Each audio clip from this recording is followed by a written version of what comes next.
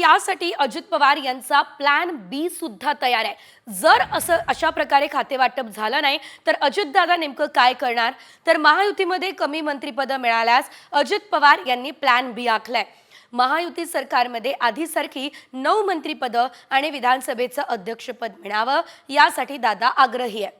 मात्र मंत्र्यांची संख्या कमी झाल्यास त्यांनी रणनीती ठरवलेली आहे। त्यानुसार केंद्रातील एका मंत्रिपदाशिवाय अजित पवार गटाची उपस्थिती असलेल्या लहान राज्याचं राज्यपाल पद मिळावं ही अजित पवार यांची मागणी आहे। दादांचा प्लॅन बी केंद्रात एक मंत्रिपदासह राज्यपाल पदाचा आग्रह आहे। लहान राज्याचं राज्यपाल पद मिळावं असं दादांचं म्हणणं आहे। आधीसारखी 9 मंत्रिपद आणि विधानसभेचं अध्यक्षपद द्या असंही दादांचं म्हणणं आहे। कमी मंत्रिपद मिळाल्यास दादांचा प्लॅन बी तयार आहे।